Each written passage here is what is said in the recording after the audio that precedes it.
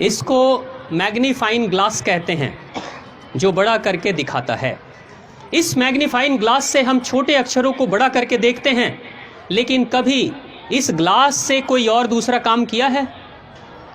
कभी कोई कुराफात किया है आपने? बदमाशियां कोई की है? किया है? क्या किया है? क्या किया है? आग लगाए हैं। कहां पे आग लगाए? हाथ में आग लगा दिए, कागज पे। ठीक है, अब एक बात बताओ, सभी जानते हैं, एक बाबूजी को पता चला वो तो इस वाले ग्लास से बच्चों से मांग के और अपनी बीड़ी सुलगा लिया करते थे। इस ग्लास में वो शक्ति है, लेकिन ध्यान से सोचना जरा। बस एक छोटा सा चिंतन में आपके सामने एक सवाल रख रहा हूं। मान लो ये कागज है, ये हाथ नहीं है, ये कागज है। मान लो सूरज की किरणें हैं, ये ग्लास भी है, और मैंने सूरज की किरणों को अपने इस कागज पे फोकस किया। कितने देर में कागज में आग लगती है? 2 मिनट, 3 मिनट, 4 मिनट में आग लगती है ना? 3 से 4 मिनट पे कागज पे फोकस मैं कर दूंगा तो आग लग जाएगी। किरणें सूरज की हैं, ग्लास ये है और कागज है, तीनों को एक साथ एक जगह पे रखा, आग लग जाएगी। लेकिन ये कागज है, सूरज भी है, ग्लास भी है, लेकिन मैं इस ग्लास को ऐसे रख कर और ऐसे ऐसे हिलाते रहूँगा। कितनी देर में आग लगेगी? कितनी देर में आग लगेगी? जोर से बोलो। नहीं लगेगी? 1 घंटा, 2 घंटा, दिन भर? नहीं, पूरे दिन भर कागज रहेगा, सूरज की किरणें रहेंगी, ये ग्लास रहेगा, मैं भी रहूँगा, लेकिन आग नहीं लगेगी। क्यों? क्योंकि अपने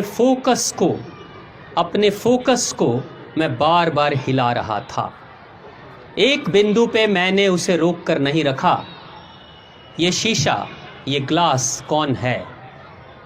कौन है ये? कौन है? आप हो या आपका मन है? आपका मन है। सूरज है, सूरज रूपी शक्ति देने वाला पिता है, यानी हमारे घर के माता पिता हैं।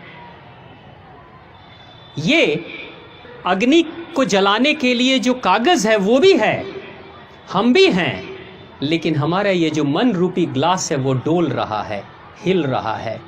कभी पढ़ाई पे, कभी किचन में, कभी टीवी पे, कभी व्हाट्सएप पे, कभी फेसबुक पे, कभी मित्र के पास, कभी फिल्म में, कभी घूम लेते हैं, कभी दोस्ती कर लेते हैं, कभी कुछ और कर लेते हैं।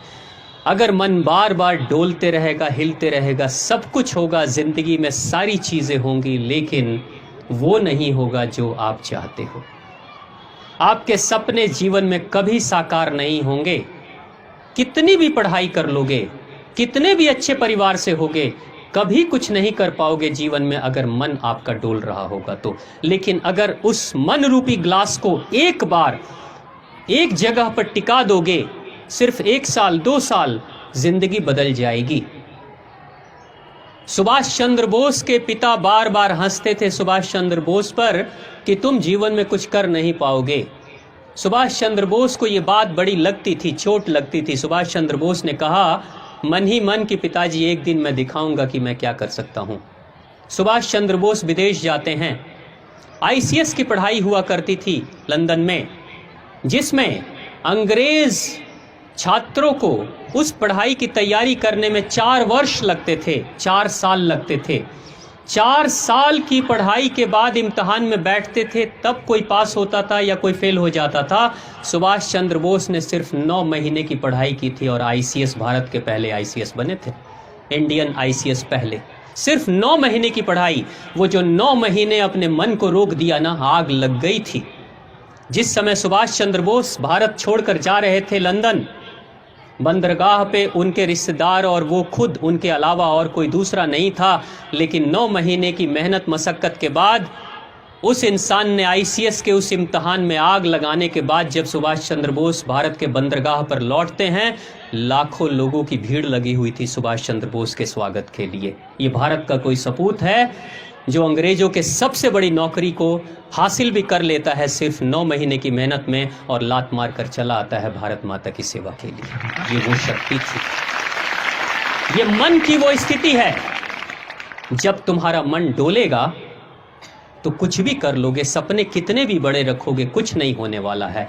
तब फिर क्या होगा, जब आप बूढ़े हो जाओगे ना, तब कहोगे हमारे भी सपने बहुत बड़े बड़े थे, लेकिन माताजी ने सपोर्ट नहीं किया, तो पिताजी ने ये नहीं किया, तो दोस्तों ने ये किया, तो दुश्मनों ने किया। शिकायत के सिवा और कुछ नहीं रहेगा आपके पास में जीवन में। इसलिए बेहतर यही होगा, इन सारी शिकायतों के तरफ जाने से बेहतर है कि अपने मन को एक बार जिस कार्य को कर रहे हो ना, उस कार्य में पूरा लगा देना, जिंदगी बदल जाएगी।